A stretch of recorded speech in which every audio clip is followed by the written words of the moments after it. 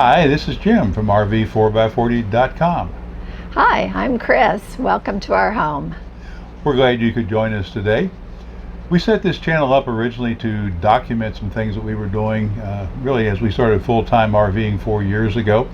And we've tried to include some places we've been and things you might like to see and understand how to go about visiting some of these places. We've also had a few tips and tricks. Our hope is that this channel provides some useful information to you and you enjoy what you see here. We're going to talk about kind of one of the downsides of RV life this time.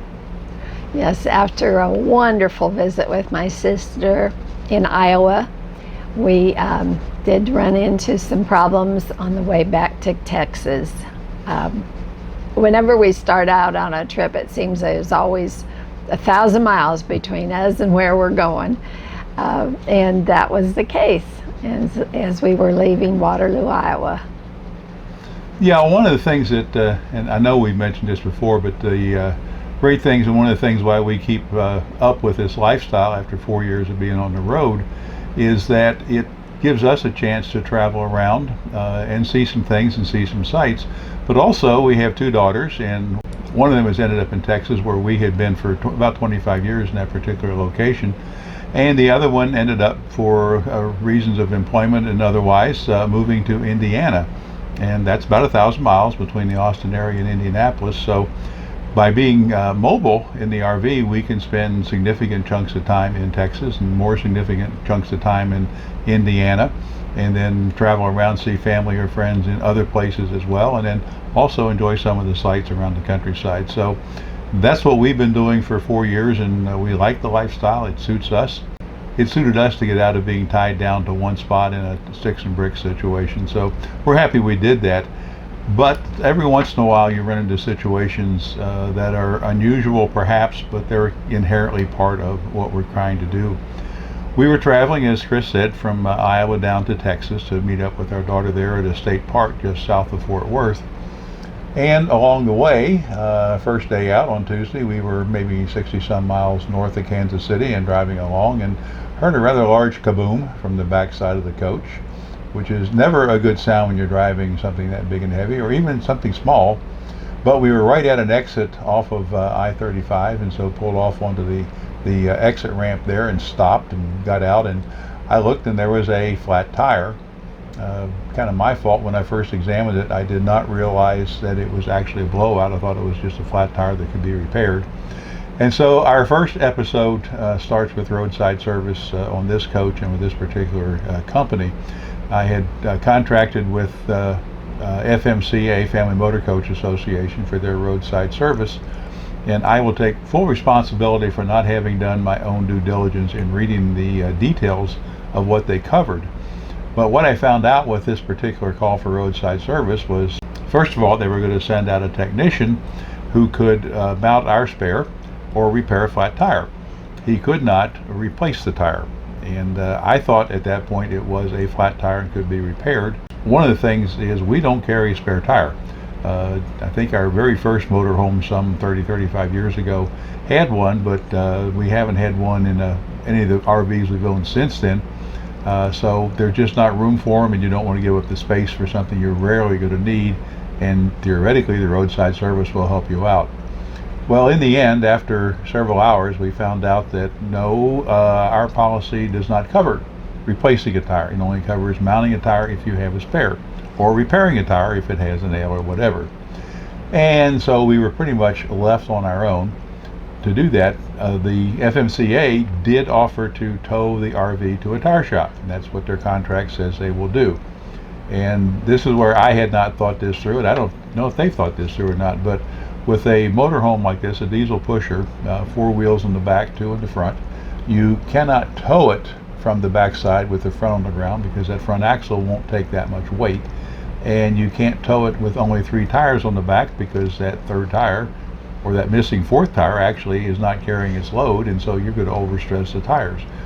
And so when they set up the tow, and I asked the guy on the phone about that, he assured me they would know how to tow it on 3 tires. But if I was worried, to call the tow company. So I called the individual at the tow company, and he informed me after 47 years in the towing business, he just would not tow a motorhome like this on only 3 tires. It had to have the 4th tire. And he said, literally, what you need is someone to come out with the tire and mount it. And of course, if I had someone come out with the tire and mount it, then I really wouldn't need to tow, would I? In any case, we got that arranged after several hours sitting on this off-ramp, and headed on out to the Kansas City area. In my downtime, I had plenty of phone time, so I had found a tire shop in Kansas City with the tires that I wanted and all that stuff. So that was lined up. They were going to get the tires in the first thing the next morning.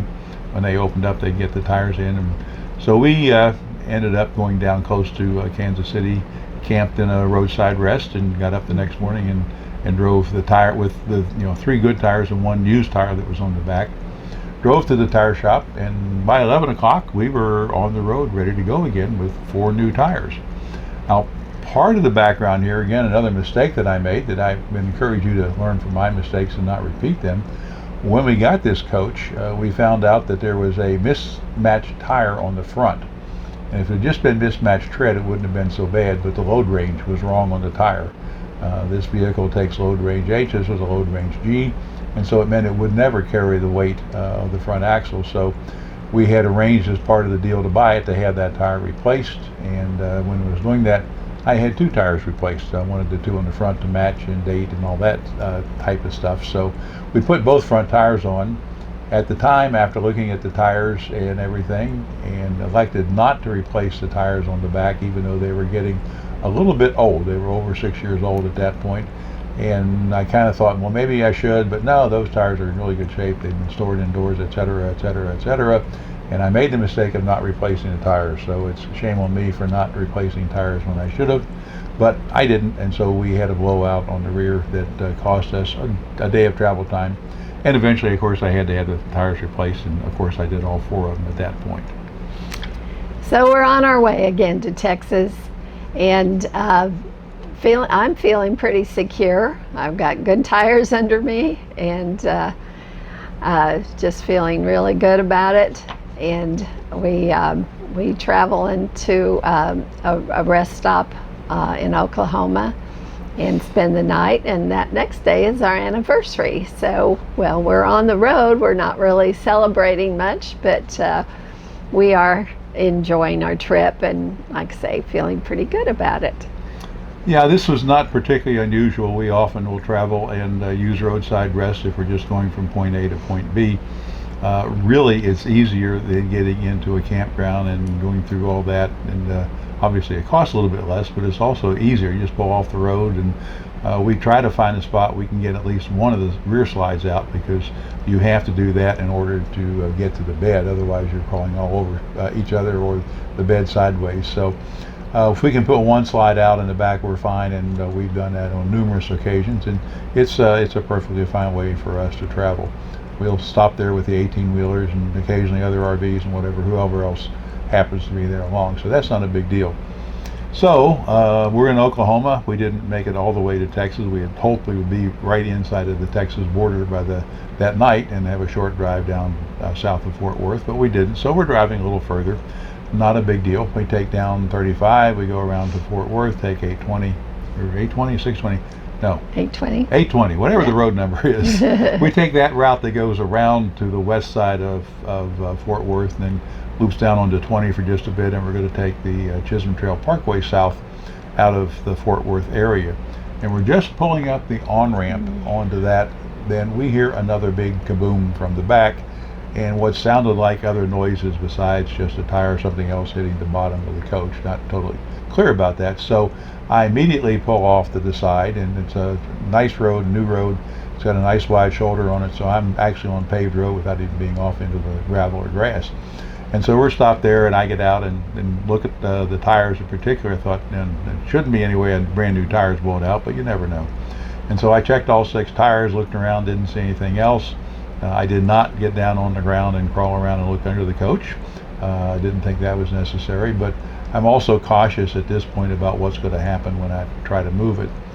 So we get in, or I get back in and put the coach in gear, release the brake, and as soon as I took my foot off the brake, we start to move backwards. This is one of those oh shucks moments, you know. So immediately, of course, put the brake on again. It says, what is this all about? And not knowing exactly what else to do, I said, well, maybe it's a computer problem. It hasn't engaged properly, whatever. So I turned the ignition off and let it sit to reset all the computer stuff, turned it back on, and did the same thing. So we don't have any way to move that coach forward, so it's clearly another tow situation. So, okay, so at this point, there's not much else to do, but we're going to have to call for a tow again. And in this process, we realized we were probably pretty blessed that on our second time having a problem, we had no injuries, no accidents per se. In both situations, we were on the outer lane of the road and were able to pull over very quickly. And so we're feeling blessed in that way. And I would agree with that. Through this whole thing, nobody got hurt, nobody got injured, just a little bit of mechanical damage and that kind of stuff to deal with. So no big deal as far as all that is concerned. So at this point, I'm on the phone with FMCA. I get the information about the tow. They give me the name of the towing company. And actually, some of that's electronic. They texted me the name of the towing company and when they were expected to arrive. So I knew that there are actually a couple of Freightliner dealers. I think they're the same dealership, but locations in both Dallas and Fort Worth. I also knew from prior looking at places to get work done on the coach that they were what are called Oasis dealers by Freightliner. An Oasis dealer is one who is supposedly equipped and used to dealing with motorhomes, and that as opposed to simply the over-the-road trucks that Freightliner is best known for. But Freightliner, I think, is probably the principal vendor of chassis now to the diesel pusher market. Other people participate in that, and other coaches are around there, but a lot of them are built on Freightliner chassis. So this is what I wanted to do, make sure we could get someone who's familiar with working on motorhomes as opposed to just the trucks. So I called them to find out, first of all, what their hours were and this kind of stuff, confirmed they were an Oasis dealer, yeah, no problem, and they were open until 7 p.m. And I said, well, this is at like 1:30 in the afternoon. We should be there by 7 without any trouble because the tow company's supposedly already been dispatched and sending someone our way. They said, well, who's your tow company? I told them. They said, well, that's good because even if it gets after 7 p.m. and we're closed, they have access to our lot. They can open the gate and put you right inside, so no problem. Oh, that's good news. So we're sitting there for quite a while, and the tow driver, the tow truck, finally shows up around 6 p.m. So not a particularly quick dispatch, and I didn't really pay much attention to the tow truck. It just, guy shows up and he's ready to tow us somewhere and knows where. And so the first thing to do, the way he operated anyway, was to get the front end of the coach onto his, whatever you call it. There's a deal that actually goes under the front of the coach and clamps hold of the front axle for all practical purposes and lifts the front wheels off the ground, and then the back end, of course, is going to be a little bit closer to the ground. So that takes a while, get all that done, and he's ready to go. And we find out where to hook up an airline so that the air brakes can be kept off, which is what happens when you're towing it. And did all that, and then he needs to crawl underneath and disconnect the drivetrain. One of the things with, I think all of these, if they're diesel pushers, is before you tow them, you have to disconnect the axle or you will ruin the transmission if you leave it engaged while you're going down the road with the thing being towed. So that's standard practice. He knew what he was doing there, grabs the tools, crawls under the coach. He's there for a minute or so, comes back out and says, guess what? I don't have to disconnect the drivetrain because you don't have one. And I say what? Okay. He says, yeah.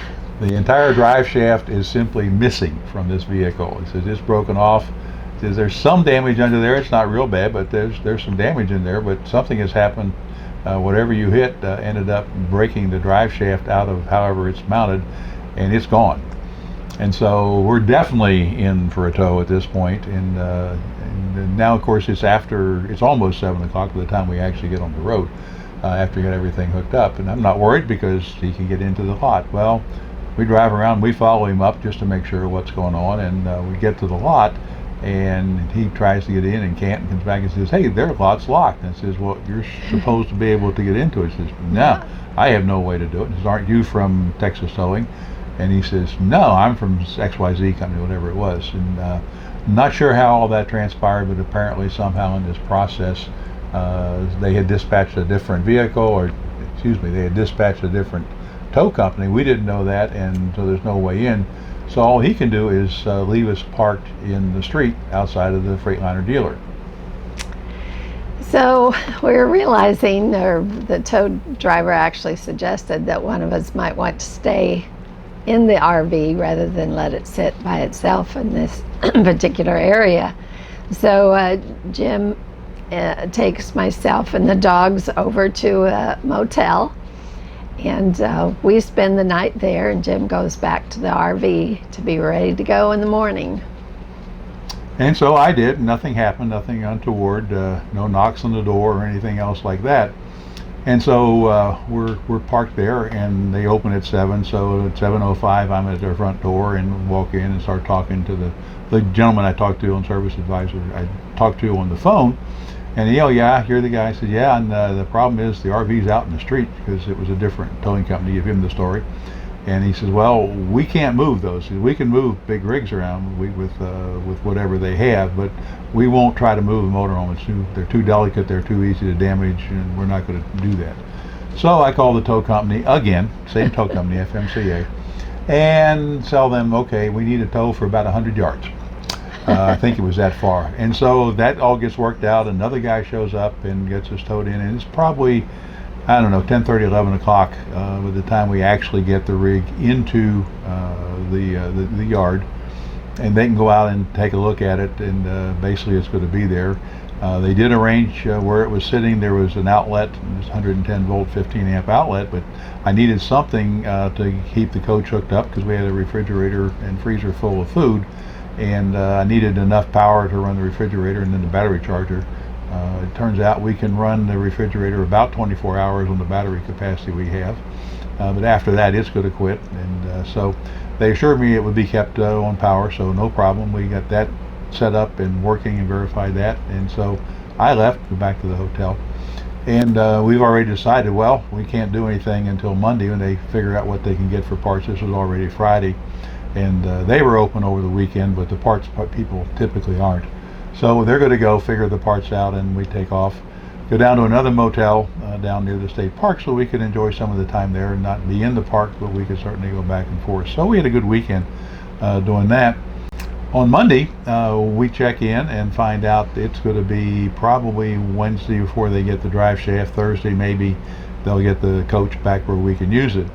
So we figure if we're going to be in a motel somewhere anyway, we might as well head down to the Austin area and be there where we have more things to do and whatever. So we did that. We went down there and basically spent the rest of the week in actually Cedar Park, Texas, in a hotel there. So obviously a hotel is not as convenient. Certainly glad they're there for us to use. If this is really the first time we've had to use it without planning ahead that we needed it. And so we spent that week in the hotel, and we're optimistic that by the end of the week we'd be back in our home. And we were able to enjoy our family in Austin while we were there. But for the most part, we were just pretty much hotel bound. Yeah, that's just kind of the way it goes. The other time we were out of the coach was the other coach we had, and we were having remodeling done to it, and we knew going into it we would be out of it from Monday until Friday. That was the basic plan. That was not a big deal. This was perhaps more of a deal because we didn't plan on it, but you know, it is what it is, and you have no real choice. There are some places you might be able to stay in an RV while it's being worked on, particularly if you go to a factory service center or an RV dealer, that kind of thing. But a commercial truck dealer is not as used to it, and this particular Oasis dealer, I asked them about staying in the RV, and basically their problem was not so much with that as it was that their lot is completely locked up at night, and there is no way to get out or get in. So we would be basically captive, and that's not a legal situation. They can't legally let us stay there, and liability as well, but the laws prevent them from keeping us captive like that. So no big deal. We knew that as soon as we were through talking to them. So come I guess Friday, we're expecting to maybe go up and get the RV. It was supposedly they have the drive shaft in and it was being installed and it should be ready to go. And I talked to the gentleman on Friday morning, and he said, well, yeah, we're having a problem. And it turns out that in actually installing the drive shaft, there were some bolts they had to remove from the transmission where things mate together, and they had broken off one or more of those bolts, and they were going to have to buy another part, some kind of a yoke that goes together there, and they couldn't even know when they get that. Again, no one had them in stock. They were hoping they'd have it by Monday, but they didn't know that for sure. So we're in the motel in Cedar Park over the weekend. Yes. So we decided just to head on up on Monday, and we're optimistic that we'd get it back then. And went and spent some time in their waiting room, and we're still optimistic, but that was not to be either. Right. I had talked to the gentleman before we left just to see what the status was, and their work was complete. They had everything in. As far as the drive shaft was concerned, everything was back together. Turns out they didn't need the part. They used some easy outs and actually were able to get the broken bolts out, and it hadn't damaged the threads or anything, so they basically were able to salvage that part just by replacing the bolts. So that was the good news. Then part of what I had asked them to do, since it was there, and I'd asked them if they did alignments on motorhomes, they said yes. When I talked to them, it was actually a different gentleman I talked to about it. And so I said, well, while it's here and since it's going to be laid up, go ahead and do an alignment on it anyway, because it has not been done and it's got 35,000 miles. It needs to be checked if nothing else. So what he told me on Monday morning was that they don't actually do alignments on motorhomes there. They do the trucks and the big rigs. They don't do the smaller ones. And so there is a tire dealer right across the street, which I had seen before, and they do them. So the rig was over there to be aligned, and it was in queue. It should be done still on Monday. So that's what I expected. We get there at about 3, and I talked to him about 10, and it's not back from the alignment yet, and he didn't know for sure what the status was. And he says, you know, if they don't get it in soon, it'll be tomorrow morning, because it takes an hour and a half or so to do the alignment. Okay, so we waited around a while and finally found out that no, they weren't even going to get started. They had it in the bay and would start on it first thing in the morning. Takes an hour and a half. It should be done by 9:30 or 10 o'clock, and so that's what we calibrated ourselves to.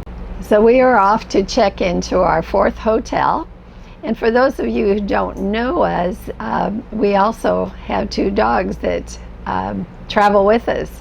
So life in a hotel is not as easy as if it were just Jim and I. They have by this time probably decided our home was gone and this was their new life. And so they've gotten a little bit accustomed to going up and down elevators and going for only short walks. And so our next hotel was hopefully going to be our last. Speaking of elevators, the one dog, Sasha, we were getting on the elevator once to go up to the 2nd floor where our room was, and there was another dog walking down the hallway. So Sasha likes to go play with other dogs. She always gets excited when we see another dog, especially one close by, but the elevator door closes.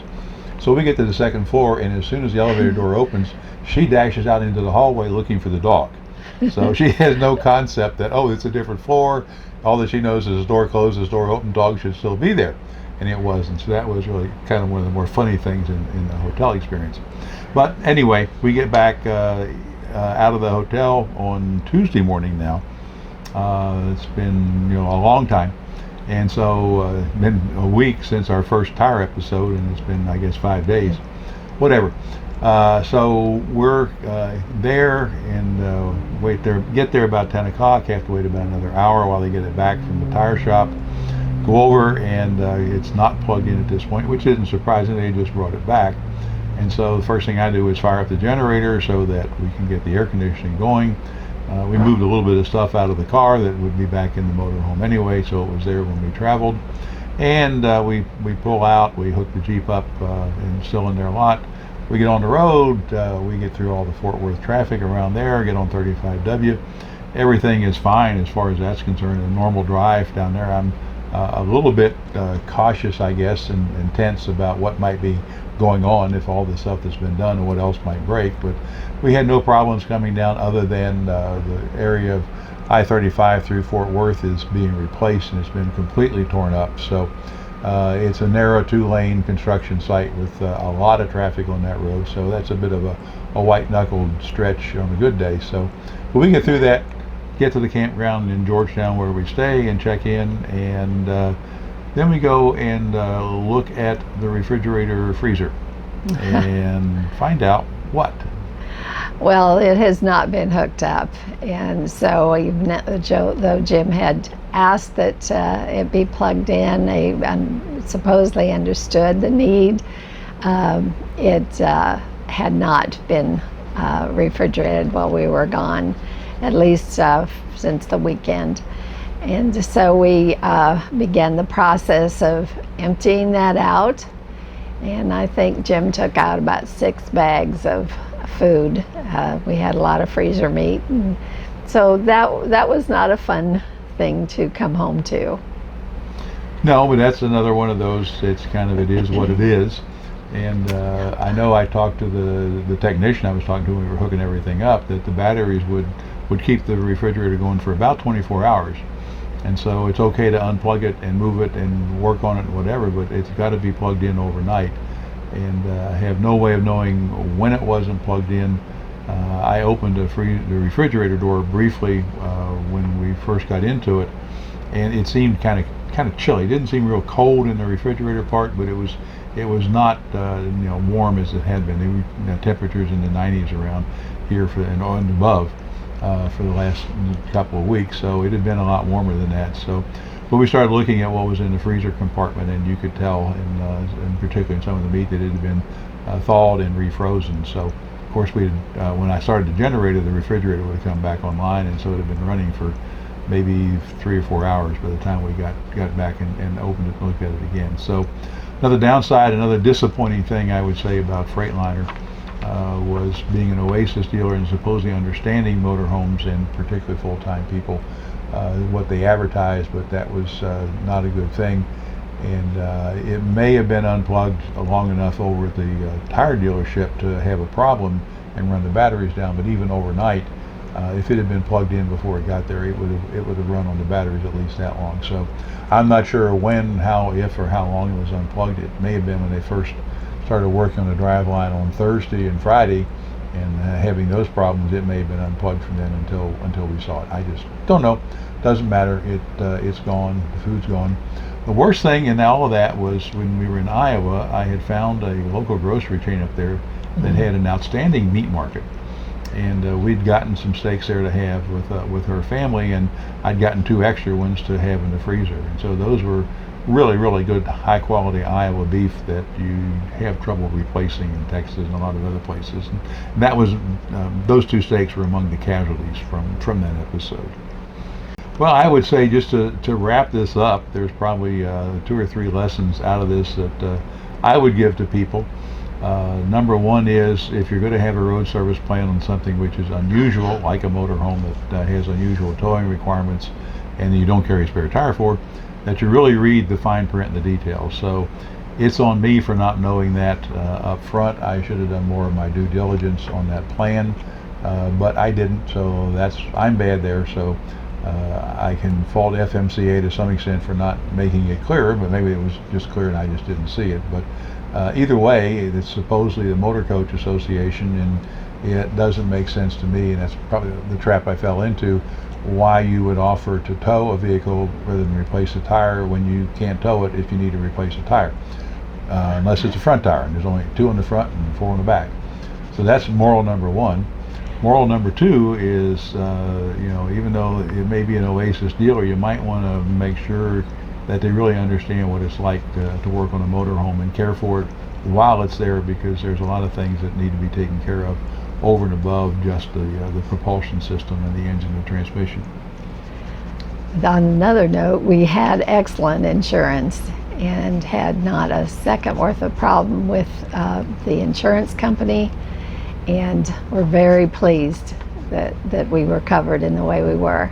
Right, and the insurance company was Geico. I've given you the names of the other players here, but Geico was an extremely simple claims policy online, fill out a few pieces of information, a couple of clarifying phone calls about that. The adjuster I never did meet, but he was on top of it. I don't know if he ever actually looked at the coach. I know the Freightliner, the technician, had taken pictures of what he saw underneath as part of his process. I saw those, and I think they just sent those to the claims adjuster. And it turns out it was minimal damage in terms of what the cost ended up being for all this. It was the drive shaft and the U-joints and some things like that were gone, and other things damaged. The air dryer in particular was damaged to the point it needed to be replaced as well. But all of that was relatively minor from what Freightliner told me. They had seen situations like this with much more extensive damage underneath. The other thing was that the Jeep, which was being towed 6 feet behind the RV, didn't have any damage. Now, where the drive shaft went and whatever we hit went, I have no idea. I went back to that area of the road the next morning and actually got out of the car and walked for about a mile from where the on-ramp matches into the freeway.